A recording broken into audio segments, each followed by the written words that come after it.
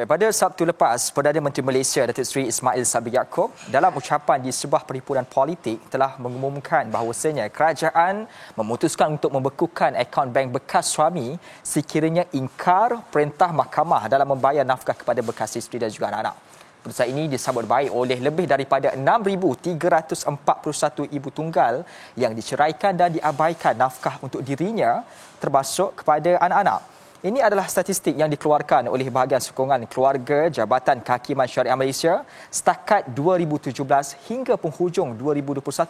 Namun, alasan oleh bekas suami seperti tidak diberi peluang berjumpa dengan anak-anak, tuntutan tidak masuk akal dan masalah kewangan akibat faktor kerja sering menjadi hujah dan timbal balik kepada persoalan mengapa culas nafkah masih berlaku. Dengan tindakan membeku akaun bank bekas suami, adakah ini penyelesaian kepada isu pokok? Anda bertemakan saya di Nasyar Salim. Tirai analisis kembali dibuka.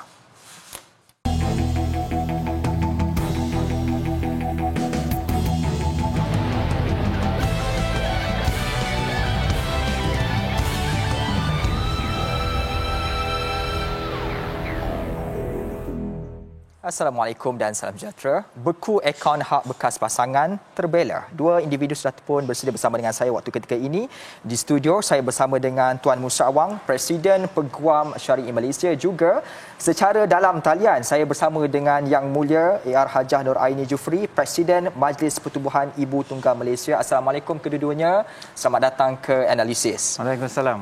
Baik, saya kira di awal ini suka untuk saya bertegur sapa dahulu dengan seorang pengamal undang-undang syariah ini melihat kepada kenyataan yang dikeluarkan oleh Perdana Menteri berkaitan tentang isu membekukan akaun bank bekas suami ini. Persoalan asas yang pertama sekali terfikir sebagai individu yang berada di lapangan dan kalau boleh saya katakan hari-hari melihat situasi perkara ini berlaku, adakah ini langkah paling tepat dalam memastikan hak bekas isteri dan juga anak-anak ini terbela? Ya.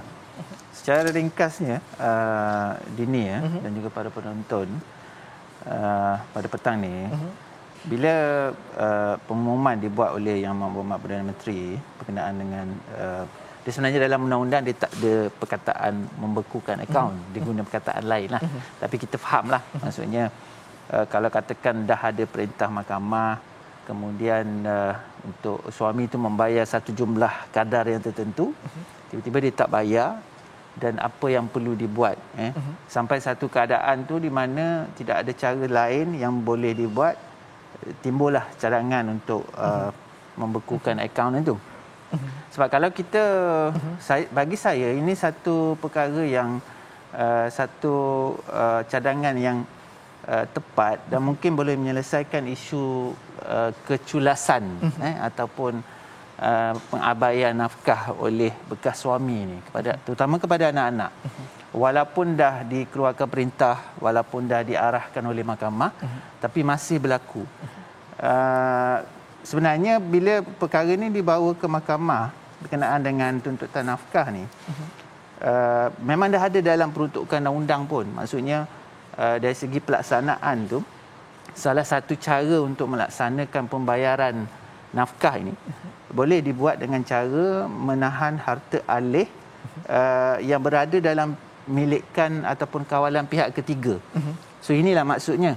Maksudnya satu harta dalam bentuk kewangan yang mungkin berada dalam akaun bekas suami, yang ketika itu mahkamah boleh mengarahkan supaya akaun itu dibekukan. Dia bukan nak bekukan semua dia ni, tapi dibekukan dalam jumlah yang diperintahkan oleh mahkamah itu saja. Untuk jumlah itu diambil dan dibayar kepada ibu ataupun penjaga kepada anak-anak ini. Secara asasnya perkara itu sudah ada dalam undang-undang, memang telah ada peruntukan di dalam undang-undang syariah. Undang-undang syariah. Baik, saya akan membawa persoalan itu selepas ini juga. Saya nak beralih kepada Yang Mulia Hajah Nur Aini melihatkan kepada pengumuman tersebut. Puan, adakah ini langkah yang memang dinanti-nantikan oleh bekas isteri yang bergelut untuk mendapatkan nafkah tertunggak bagi dirinya dan juga anak-anak? Terima kasih, Cik Harun. Assalamualaikum warahmatullahi wabarakatuh. Waalaikumsalam. Bismillahirrahmanirrahim. Allahumma salli ala Muhammad wa ala ali Muhammad. Boleh saya mulakan dengan pembukaan rancangan ini ya. Izinkan saya memberi sedikit mukadimah lah dalam kehidupan berkeluarga. Boleh? Boleh. Silakan. Okey, manusia dijadikan Allah supaya menjadi khalifah di muka bumi ini. Mereka dikurniakan akal, fikiran, dan berkeluarga. Jika berlaku perkara yang tidak diingini dalam keluarga, seperti perceraian atau seumpamanya, kaum Adam dan Hawa ini perlu balik ke pangkal jalan. Ini bermakna balik berpandukan ajaran agama Islam yang mereka anuti. Agama menuntut umatnya sentiasa berpandukan ajaran dari Al-Quran dan Al-Sunnah dalam menjalani kehidupan. Maksudnya menghayati ilmu tauhid dalam kehidupan. Ilmu dalam rukun Islam dan ilmu dalam rukun iman wajib dihayati. Berakhlak yang mulia seperti akhlak Al-Quran, seperti yang telah ditunjukkan oleh Rasulullah sallallahu alaihi wasallam. Menjalankan segala tanggungjawab yang telah diberi peranan kepada setiap manusia sebagai khalifah Allah. Kalau masih nak mendirikan rumah tangga ya, boleh mengikut ajaran agama, berbincang dengan ahli keluarga dan sanak saudara. Kenapa bila berlaku perceraian, pintu perbincangan sengaja ditinggalkan tertutup? Di mana pegangan kita? Dalam proses perceraian, berbagai-bagai tuntutan yang perlu dituntut oleh pihak bekas isteri demi kelangsungan hidup. Tetapi bila sudah ada perintah mahkamah, kebiasaannya merangkumi berbagai-bagai aspek tuntutan. Isu utama di kalangan wanita bercerai adalah tuntutan nafkah kepada bekas isteri dan anak-anak. Isu gagal membayar nafkah kepada yang menuntut menjadi isu utama kerana kebanyakannya pihak lelaki, yakni bekas suami dan ayah kepada anak-anak. Saya tekankan di sini ya, ayah kepada anak-anak engkar dengan perintah mahkamah atau pandang enteng perintah tersebut. Kalau mendapat perintah mahkamah pun berbagai-bagai alasan yang diberi oleh bekas suami kerana tidak mahu membayar nafkah yang dituntut, seperti menafikan yang anak-anak yang ditinggalkan itu bukan anak dia.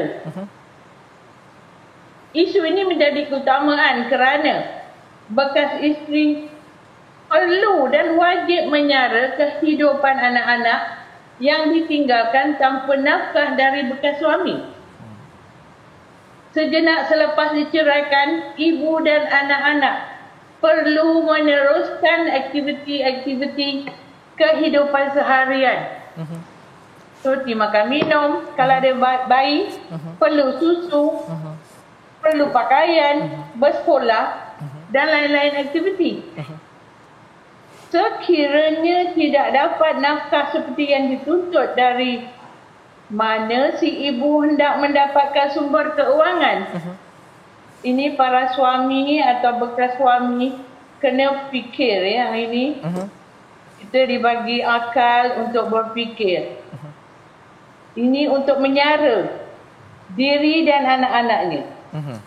Sepatutnya perkara ini dilaksanakan serta-merta sejurus berlaku perceraian di mahkamah. Saya berharap sangat perkara ini dikuatkuasakan serta-merta seperti di negara jiran kita. Ini antara perkara yang diutarakan sendiri oleh Presiden Persatuan Ibu Tunggal yang saya percaya sudah pun bertemu dengan banyak ibu tunggal di luar sana. Realiti semasa yang berlaku, dan saya nak bertanya kepada individu yang seringkali menjadi wakil bagi pihak mereka yang membawa kes ini ke mahkamah. Saya percaya baik dari segi bekas suami ataupun isteri, dua-duanya telah pun dialami oleh tuan sendiri. Itu dalam konteks ini, pada kebiasaannya, kegagalan ataupun culas seorang bekas suami mengikut arahan yang dikeluarkan oleh pihak mahkamah ini, adakah faktor itu logik untuk diterima akal ataupun ianya sebaliknya? Ya. Dia akan berbalik kepada isu apabila macam Hajah sebut tadi tu, Dini. Bila berlaku perceraian, kebencian tu diletakkan sebagai satu perkara yang teratas ataupun yang utama. So bila disebabkan kebencian itu, so kadang-kadang bekas suami ni dia menjadikan itu sebagai satu alasan untuk berlaku keculasan dalam bentuk membayar nafkah tu. Dan masa yang sama juga, kalau perkara ni tidak dibendung, dia akan merebak kepada perkara-perkara yang lain.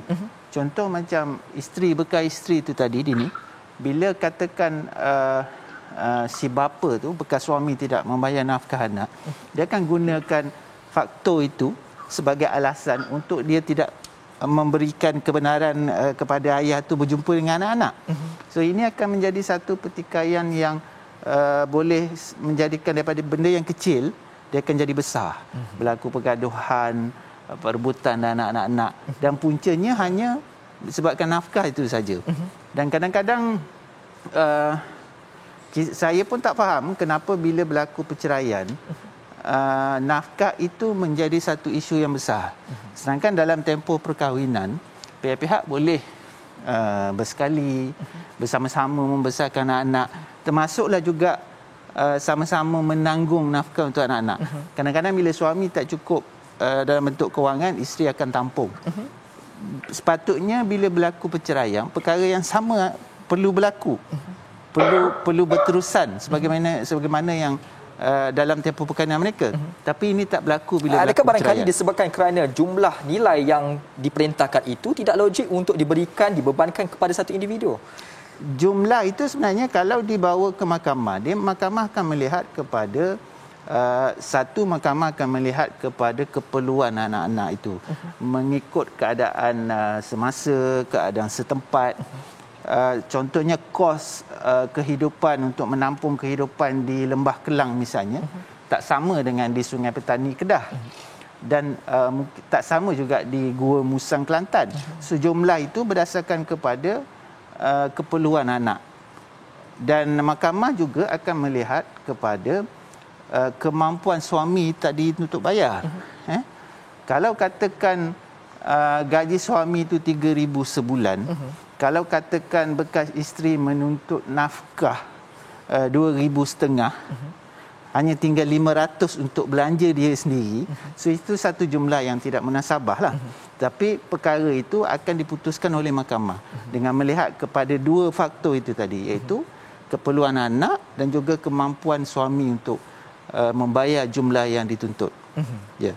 Baik, saya tertarik dengan di awal tadi disebut bahawasanya tindakan membekuk atau menahan sejumlah amount itu memang sudah pun ada. Ya, betul. Jadi persoalan saya ketika ini, jika sudah pun ada, mengapa perkara ini dibawa sampai ke perhatian pihak kabinet? Dia kadang-kadang apa yang ada dalam undang-undang tu tak semuanya kita gali dan juga kita maksudnya laksanakan. Tidak boleh dilaksanakan? Tak, Dini. Dia maksudnya dalam undang-undang tu dia ada peruntukan-peruntukan yang perlu digali dan dielaborate, diperluaskan. Sebab walaupun ada dalam peruntukan, kadang-kadang dari segi pelaksanaan kita kena lihat juga bagaimana permohonan itu dibuat dan bagaimana infrastruktur ataupun kemudahan yang mahkamah ada. Dari segi logistiknya, dari segi kaki tangannya. Sebab bila melibatkan pelaksanaan perintah mahkamah, satu perkara yang kita kena ingat, di sudut mahkamah mereka perlu ada bailiff. Bailiff ni adalah pihak yang akan mengambil tindakan untuk melaksanakan perintah itu. Contoh kalau katakan permohonan untuk hiwalah, permohonan untuk menahan harta yang ada dalam milikkan orang lain. Betul. So bailiff tu yang akan bawa perintah itu serah kepada pihak ketiga dan sebagainya. Tapi kalau kita lihat dari sudut mahkamah syariah, maaf saya sebutkan di sini, kadang-kadang setengah mahkamah syariah kita pegawai bailiff pun tidak ada. Jadi bagaimana perkara ini hendak dilaksanakan? Itu perlu dilihat juga. Ya. Baik, perkara ini saya nak dalamkan lagi persoalan tersebut kerana disebut bahawasanya ianya telah pun ada, cuma dari konteks pelaksanaannya dari segi infrastrukturnya itu sendiri juga menjadi perbincangan yang perlu untuk dilihat secara lebih dalam. Dan saya nak bergerak pula kepada dengan Puan Hajah.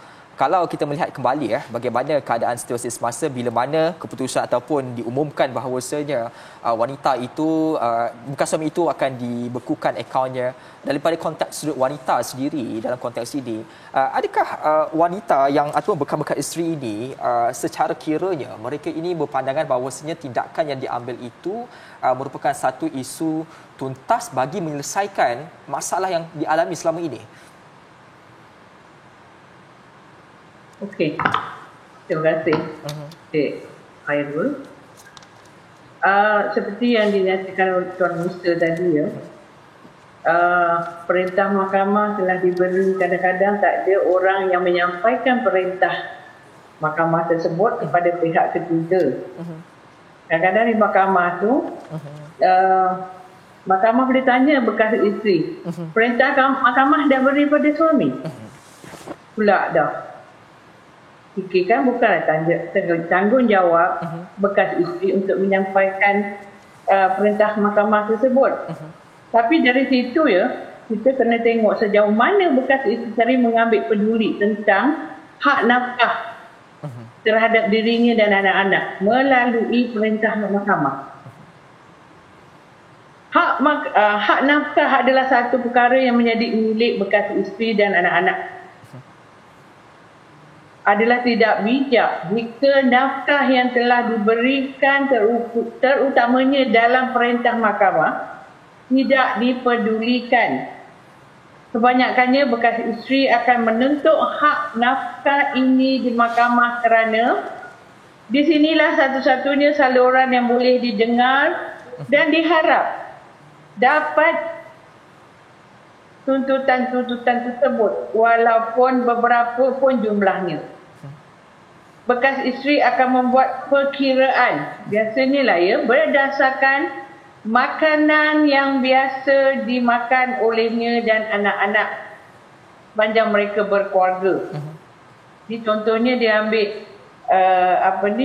jenis makanan biasanya makanan rutin berapa kali sehari, wang saku ke sekolah untuk anak-anak, duit bayaran bil sekolah, pakaian sekolah, pakaian di rumah, pakaian jalan atau pakaian hari raya, sewa rumah, bil api dan air. Pakaian bekas isteri yang dalam iddah juga serupa seperti keperluan makan pakai anak-anak. Ini semua merupakan antara tuntutan yang dibawa dalam nafkah tersebut dan perlu untuk dijelaskan oleh si suami ini. Dan selepas ini saya nak bertanya pula kepada Tuan Musa berkaitan tentang isu perundangan dalam konteks bagaimana kedudukan perundangan mahkamah syariah dan juga perundangan mahkamah sivil sedia ada. Adakah ini selaras dan boleh untuk digerakkan sekali semuanya dalam analisis selepas ini?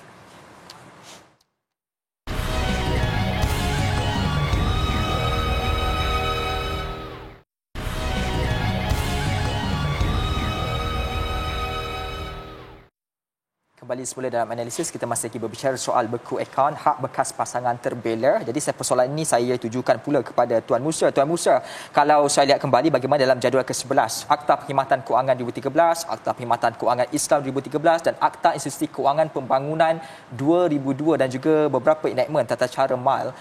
Dalam konteks ini, kalau saya lihat kembali khusus di bawah Akta Perkhidmatan Kewangan ini, jadual ke-11 itu tidak memasukkan bahawasanya apa-apa perintah daripada Mahkamah Syariah itu boleh untuk dijalankan di proses di bawah akta ini, yang mana ia mengikat kepada pihak bank untuk membekukan atau menahan sejumlah wang tersebut. Maka sekalipun ada enactment di bawah undang-undang syariah itu tetapi tidak disambut pula oleh satu lagi akta, maka akhirnya di manakah jalan penyelesaian untuk memastikan perkara ini dapat diselesaikan? Ya, Dini. Betul apa yang disebutkan itu tadi dalam Akta Kewangan 2013 dan juga Akta Kewangan Islam tu. Tidak ada satu tafsiran apakah perintah mahkamah syariah ini boleh juga diiktiraf dan diraikan oleh institusi perbankan, bank dan sebagainya.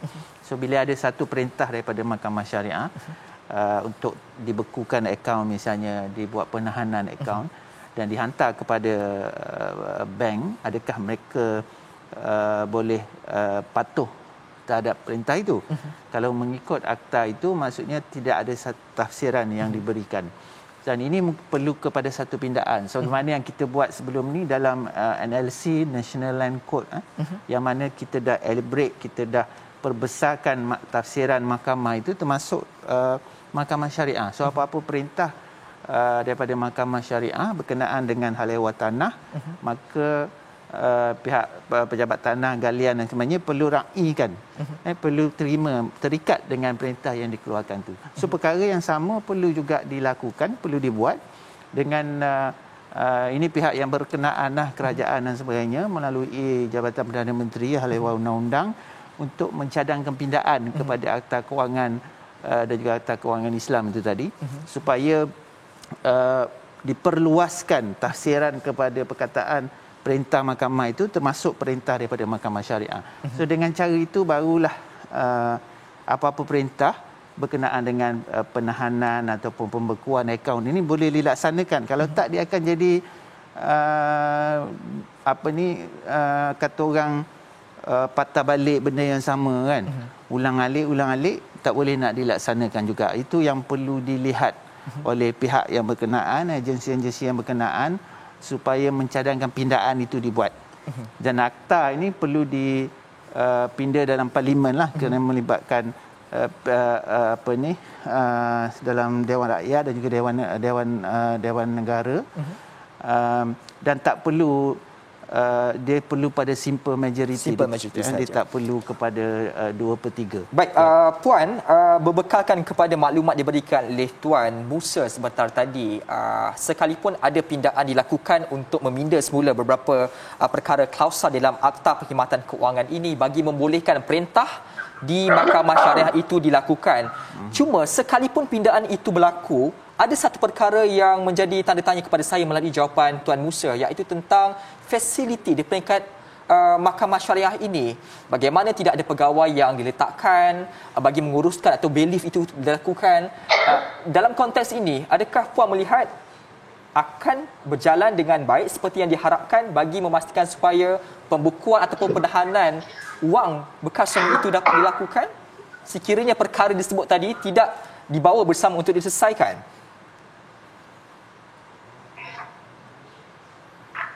Tak apa, Mahwa. Silakan Puan. Okey, kalau difikirkan kesedaran kepada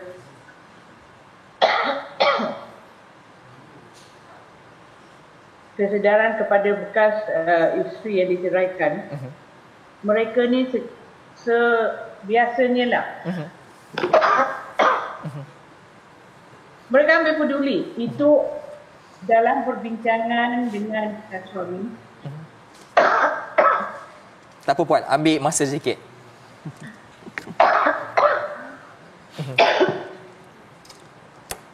Tak apa, saya akan berbalik semula kepada Puan sebentar lagi.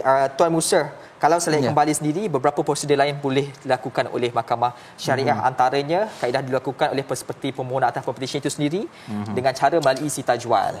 Ataupun juga melalui penghutang penghakiman. Penahanan pendapatan itu juga boleh berlaku. Potongan gaji juga boleh berlaku dan juga sehingga ke perintah komitel. Jadi persoalan saya, dalam kaedah-kaedah ini, adakah kaedah ini tidak lagi praktikal sehingga terpaksa kita melakukan cara sebegini? Saya nampaknya Dini balik pada Puan Hajah sebut tadi di awal tadi tu, bila satu perintah perceraian dibuat oleh mahkamah, kebiasaannya kalau tidak ada dinyatakan, disebutkan, dimention oleh pihak-pihak ni, biasanya tuntutan nafkah ni akan difailkan kemudian. Maksudnya bercerai dulu, lepas tu baru failkan kes nafkah. Kalau isteri nafkah iddah lah sebab dah bercerai. Lepas tu nafkah anak-anak. So bila tuntutan difailkan kemudian dan suami tidak setuju untuk dengan jumlah yang dituntut oleh bekas isteri itu tadi. So kes itu perlu dibicarakan. So dia sebenarnya keadaan saya lihat dari segi sentimen, sentimen maksudnya dari segi emosi suami isteri bila dah bercerai ni. Kalau katakan pihak-pihak itu defaikan permohonan perceraian sekali dengan tuntutan nafkah, masa tu mungkin mereka belum lagi bercerai. Baru dalam proses. Dalam proses.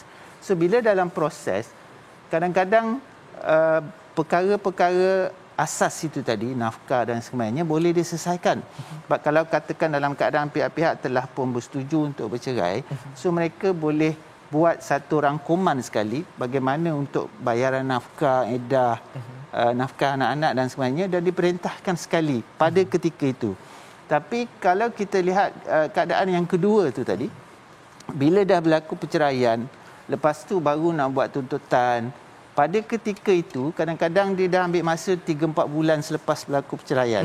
So sentimen itu, emosi itu dah berlainan Dini. Maksudnya pihak-pihak telah pun bercerai, telah pun tinggal berasingan. So mungkin dalam 3-4 bulan tu mereka pun telah ada berlaku krisis, nak jumpa anak dan sebagainya, nak tengok anak.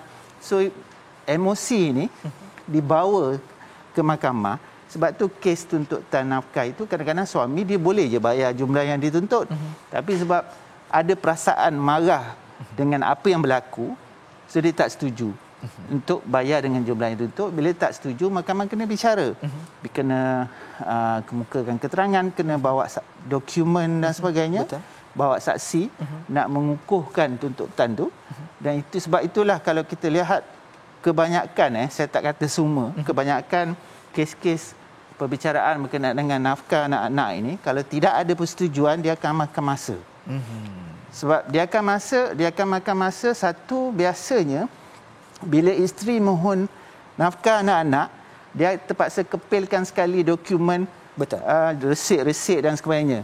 Kalau dalam satu hari dia beli barang 40 kali, sebulan 40 kali 3, dah berapa ratus resit dia ada ni.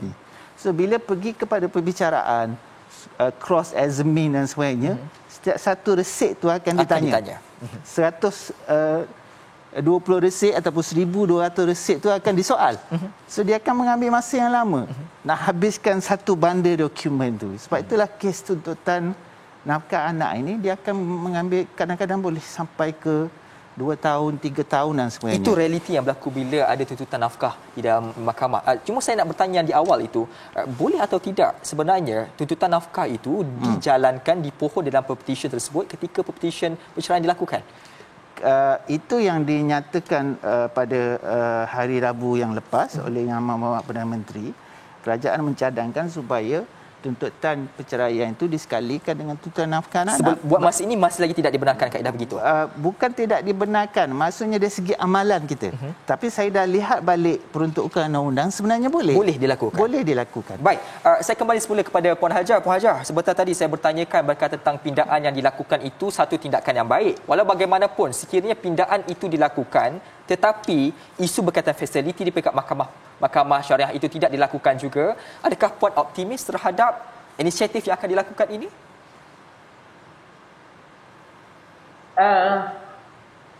Saya pada satu ketika dulu beberapa tahun, lebih 15 tahun dulu, satu perbincangan untuk mengambil atau mengeluarkan akaun dari KWSP suami, bukan suami.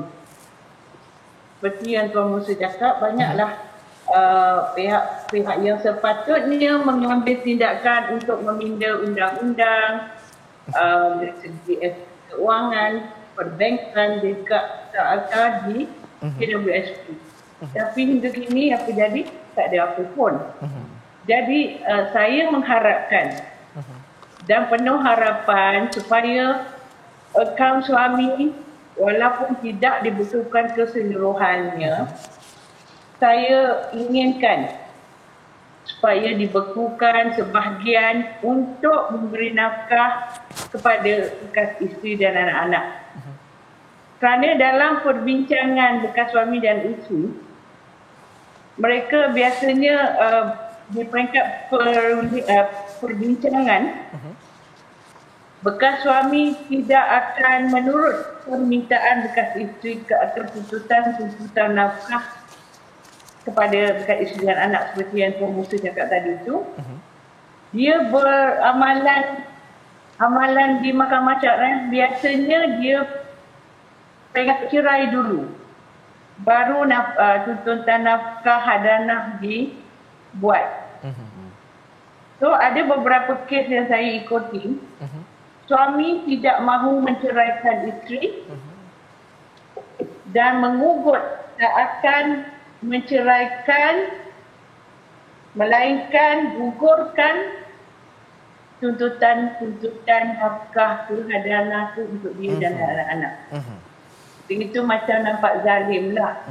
Jadi bila peringkat seterusnya yang menuntut nafkah untuk diri dan anak, saya pun pelik kenapa mahkamah menyatakan kepada bekas isteri, saya terpaksa beritahu ni. Kenapa awak tak mengikut peraturan yang telah kita setujui dalam perbincangan yang pertama? Maknanya tadi yang suami tadi menggugut tidak akan menceraikan sekira dia menuntut bersekian-sekian. Saya heran jugalah kenapa benda ini berlaku. Jadi tuntutan nafkah bekas isteri dan anak-anak serta tuntutan lain tak valid lah pada sitting yang kedua tu. Sebab sitting pertama sudah diberitahu ini syarat-syaratnya jika kamu hendak dilepaskan. Sungguh menyeksakan bekas isteri ya.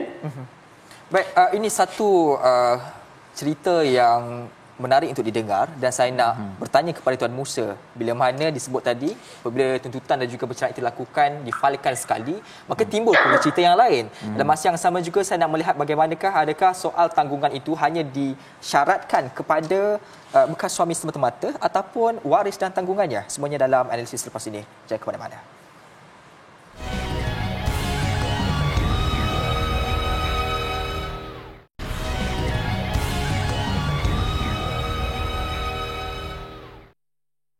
Kembali semula dalam analisis. Tuan Musa, saya tertarik dengan cerita yang dibawa oleh Puan Hajah Nuraini tadi berkaitan tentang apabila satu petisyen itu dimasukkan bagi penceraian dan juga menuntut beberapa hak itu, tetapi akhirnya wujud ugutan yang akhirnya akan tetap merumitkan keadaan. Jadi berbalik pula kepada formula di awal tadi, sekiranya kita membawa kedua-duanya sekali, jadi soal keharmonian untuk mendapatkan hak bagi kedua-dua belah pihak itu juga tidak berjaya. Bagaimana pandangan? Dia kena, kita isteri ni ataupun ibu tu dia kena tengok keadaan lah. Keadaan bagaimana. Kalau katakan dia dah failkan satu tuntutan perceraian, kemudian dia failkan tuntutan nafkah anak-anak. Sebab nafkah anak ni dia tak perlu semestinya bercerai baru boleh fail dia ni. Maksudnya belum bercerai pun boleh difailkan. Dia dengan adanya sebab-sebab berlaku pengabaian, kecuaian di pihak bapa ataupun suami itu tadi, itu boleh fail. Kalau katakan suami bagi syarat begitu, maksudnya kalau kau nak cerai, kau jangan tuntut nafkah anak. Bagi saya, isteri boleh tidak bersetuju dengan syarat itu sebab perceraian itu satu isu yang lain. Nafkah anak-anak satu perkara yang lain. Dia tak boleh nak ambil sini, tolak sini, tolak sana, ambil sini. Maksudnya itu adalah nafkah anak-anak, itu adalah hak anak-anak. Dan ibu itu dia tak boleh lepaskan hak itu sebab itu adalah hak anak-anak dia. Kecuali kalau dia sanggup untuk tanggung lah. Dan perceraian itu adalah satu perkara yang lain. Maksudnya bercerai itu kalau katakan isteri itu berkeras, dia tak setuju dengan syarat yang diberikan itu, perceraian itu boleh diteruskan. Kerana mahkamah ada kuasa untuk contoh macam untuk kuasa untuk pelantikan hakam dan sebagainya. Dan mahkamah juga ada kuasa untuk memfasahkan nikah tu kalau kata perceraian fasah dipohon oleh kepada mahkamah. Kalau dalam kes berlaku pelanggaran taklid dan sebagainya, mahkamah juga ada kuasa untuk mengesahkan telah berlakunya syarat dalam taklik itu kalau isteri sampai kesudah dia tak setuju dengan syarat yang diberikan oleh suami itu pun tak ada masalah, sebab memang itu kuasa mahkamah. Walaupun asasnya, pokoknya, pada asalnya hak talak itu terletak pada suami, tapi dalam setengah keadaan hak itu boleh diambil alih oleh mahkamah untuk membubarkan ataupun memfasahkan nikah pihak-pihak itu. Saya percaya bahawa ini yang wanita-wanita di luar sana perlu faham. Tak mestinya mereka bersetuju dengan syarat yang diberikan oleh suami itu tadi ini. Baik, Puan Hajah, saya nak menilai keadaan mengapa masih lagi wujud kebencian ataupun perasaan tidak suka itu terhadap keputusan dikeluarkan oleh Perintah Mahkamah itu berlaku. Maka saya cuba meletakkan diri saya di tengah-tengah dalam keadaan ini. Maka persoalan ini timbul, Puan Hajah, adakah punca kepada persengketaan selepas berlaku perceraian itu berlaku dan tidak mahu membayar itu disebabkan faktor kerana di awal permohonan untuk tuntutan nafkah kepada bekas isteri dan juga anak-anak, amount yang diminta ataupun nilai yang diminta itu tidak masuk akal, maka ketika itulah bermulanya episod tragis antara kedua pihak ini berlaku. Pandangan daripada Puan sendiri. Terima kasih, Cik Asraf. Sebenarnya, kalau tuntutan yang dituntut oleh bekas isteri tidak masuk akal, itu mahkamah akan menentukan dengan justification-nya. Biasanya isteri akan menuntut nafkah atau hak nafkah untuk dirinya dan anak-anak mengikut kadar standard di negara kita. Maknanya kalau makan 3 hingga 5 kali sehari dan berbagai-bagai lagi lah aktiviti yang dijalani oleh keluarga tersebut. Jadi kenapa mahkamah tidak membuat keputusan untuk menentukan apa yang patut dituntut oleh bekas isteri? Kemungkinan suami tak mampu memberi apa yang diperlukan oleh pihak bekas isteri dan anak-anak. Tetapi itu tidak ada masalah kalau kata suami tak nak membayar nafkah, mungkin tidak cukup pendapatan atau tiada harta. Pihak bekas isteri boleh menuntut dari pihak waris suami tadi, maknanya bapa kepada suami ataupun saudara-saudara lelaki. Biasanya wanita ni tak adalah berkeras sangat nak menuntut yang melampau-lampau. Ya. Biasanya dia akan menuntut apa yang patut. Ini kita berpandu kepada akhlak yang mulia yang dituntut oleh agama kita. Jadi janganlah minta yang berlebih-lebihan. Tetapi kenapa dalam menuntut yang hak itu pun tidak berlebihan, bekas suami pun tidak mahu memberi hak nafkah pada bekas isteri dan anak-anak. Dan jangan kata datang kebencian tu kemungkinan dari penafian suami tadi untuk memberi nafkah dan juga mengelakkan dengan memberi beberapa alasan untuk tidak memberi nafkah tersebut. Baik, ini saya satu. Sedih. Kalau begini jadinya, apa akan terjadi pada anak-anak kita yang kita akan membesarkan menjadi ummah khalifah yang dituntut oleh agama. Saya sedih kalau pihak suami atau bapa kepada anak-anak ini enggan memberi nafkah pada mereka atas alasan tak ada kerja, bankrupt dan sebagainya. Baik, Puan, ini menarik disebut tadi bahawasanya ianya bukan saja tertanggung kepada bekas suami, tetapi sekiranya bekas suami tidak mampu akan tertanggung itu kepada warisnya pula. Dan saya melihat bagaimana faktanya waris ataupun orang yang dipertanggungkan sebagaimana dalam Seksyen 61 Enactment Undang-Undang Keluarga Islam di Negeri Selangor 2003 juga diguna pakai bagi kes suami yang tidak mampu membayar nafkah disebabkan memang benar tidak mempunyai pendapatan ataupun faktor-faktor yang lain. Jadi dalam konteks ini Tuan Musa, mungkin ramai yang tidak sedar betapa klausa ini dan bagaimana ianya sebenarnya sejajar dengan ajaran Islam itu sendiri. Mungkin Tuan Musa boleh fahami kepada kami semua dahulu bagaimana klausa ini bergerak dan siapakah waris-waris yang boleh untuk dipertanggungjawabkan, dan kedua, adakah ianya akan terpakai jika arahan terbaru membukukan akaun suami ini dilakukan dan tetapi disebabkan faktor suami itu tidak mampu, maka waris itu juga perlu ditanggung terhadap pembukuan akaun ini? Dia soal kemampuan suami ni satu yang subjektif ini. Dan kadang-kadang kemampuan ini juga dijadikan sebagai alasan untuk tidak bayar nafkah.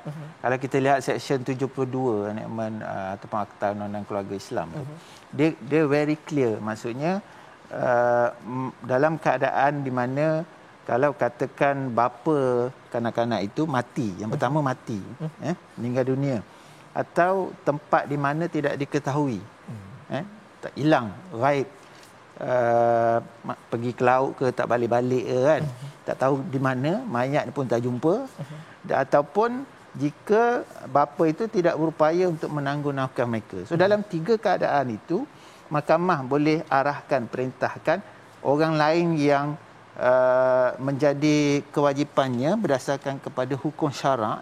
Dia kira nafkah usul ke furu', maksudnya daripada atas ke bawah, ayah, datuk kepada anak cucu dan sebagainya. So golongan ini mahkamah boleh perintahkan untuk membayar nafkah. Tetapi kalau kita pergi kepada alasan tak mampu itu tadi, itu very subjektif. Maksudnya nak tahu suami itu mampu ataupun tak untuk bayar nafkah, panggil dia datang mahkamah dulu, biar dia yang tunjuk kepada mahkamah dia mampu ke tak. Kalau dia kata dia tak mampu, dia tunjukkan kenapa dia tak mampu. Dia tak boleh bekerja ke, tak ada kaki ke untuk bekerja kan. Orang yang ada kecacatan fizikal pun mereka masih mampu bekerja dengan kerja-kerja tertentu yang mereka boleh buat, dan juga ada income di situ. Ataupun dia ada alasan uzul, kena stroke, kena sebagainya, itu mungkin mahkamah boleh terima sebagai ketidakmampuan dia untuk bayar. Tapi kalau katakan dengan tubuh badan yang sihat, segar bugar lagi, tiap-tiap minggu pergi gym, badan pun sadar kan, tiba-tiba datang mahkamah kata tak mampu untuk bayar nafkah, itu satu perkara yang mahkamah boleh pertimbangkan sebagai satu alasan semata-mata. So ini yang para ibu suami kena pada isteri ni kena sedar. Maksudnya kalau bekas suami kata tak mampu, tak apa, biar dia jawab di mahkamah. Buat tuntutan, filekan permohonan tuntutan untuk nafkah itu, so biar bekas suami itu jawab di hadapan hakim. Dari segi kalau dikata dia tak mampu, biar dia yang tunjukkan kepada mahkamah. Baik, dalam keadaan ini memang boleh seorang lelaki, kalau betul lah beliau ini tidak mampu, boleh difailkan kepada mahkamah untuk dibuktikan. Ya, sebab bila satu tuntutan difailkan oleh bekas isteri misalnya untuk nafkah anak-anak, bekas suami itu akan dipanggil untuk menyatakan pembelaan dia. Sama ada dia setuju tak dengan jumlah ataupun kadar nafkah yang dituntut. Kalau dia kata dia tak setuju, kenapa? Dia tak mampu ataupun dia banyak komitmen dan sebagainya, so biar dia jawab. Sebab tak semuanya alasan komitmen tu akan diterima oleh mahkamah. Sebab mahkamah akan lihat kepada dipanggil al-hajat, hajat, keperluan seseorang itu yang wajib tiap-tiap bulan. Contoh, kalau katakan suami itu dia ada 2 buah kereta yang dia terpaksa bayar tiap-tiap bulan. So kereta yang pertama wajib, kereta yang kedua itu bukan satu yang wajib. So ini perkara yang mahkamah akan timbangkan. Baik, Puan Hajar Nuraini, berkaitan tentang waris ini, adakah dalam realiti di luar itu kebanyakan waris sedar tentang tanggungjawab yang perlu mereka ambil sekiranya mereka diarahkan oleh mahkamah untuk menjadi waris ataupun individu yang bertanggungjawabkan membayar nafkah tersebut? Kalau mengikut kes-kes yang pernah saya ikuti, prosedur undang-undang di mahkamah syariah kadang-kadang mendukacitakan. Ya, walaupun dalam syarat-syaratnya kalau bekas suami tak mampu nak beri nafkah boleh tuntut dari waris-warisnya. Itu pun termaktub dalam surat akuan nikah. Jadinya kalau dipertingkatkan lagi pelaksanaan undang-undang ataupun prosedur undang-undang mahkamah kan ada lebih baik. Masa berubah undang-undang pun perlu perubahan.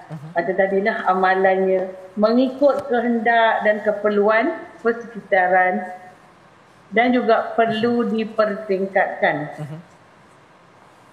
Juga sumber-sumber manusia perlu committed kepada kehendak-kehendak pelanggan macam beli tadilah tak ada separuh mahkamah tak ada beli penghantar notis ataupun pelaksanaan perintah mahkamah terutamanya pihak-pihak yang teraniaya dan buta undang-undang syariah. Sesi penerangan kepada pelanggan baru perlu diperkemaskan dan juga dipertingkatkan. Contohnya kalau ada kaunter di pejabat mahkamah tu, perlu ada seorang pegawai yang boleh berkhidmat memberi penerangan dari A pada Z tentang cerai-berai dan tuntutan nafkah. Di sini wanita perlu menambah ilmu dalam menangani masalah perceraian dan tuntutan nafkah, penjagaan anak-anak dan pelbagai tuntutan. Baik. Sebab tadi kalau kita kata prosedur tadi berpandukan kepada amalan-amalan yang biasa dibuat oleh mahkamah, sedih saya kadang ibu-ibu yang diceraikan ni tertekan sebab perlu melalui proses-proses yang agak-agak banyak itu. Baik. Dan kaum lelaki juga perlu ditekankan di sini, dia beri pendidikan, pendedahan serta kesedaran tentang tugas dan tanggungjawab dalam rumah tangga, jangan pulas dalam memberi nafkah dan keperluan keluarga walaupun mereka telah bercerai. Betul. Baik, dalam konteks ini, selepas ini kita nak berhenti rehat seketika dan kita akan merumuskan perbincangan berkaitan isu beku akaun dan juga hak bekas pasangan terbeda. Semuanya dalam analisis.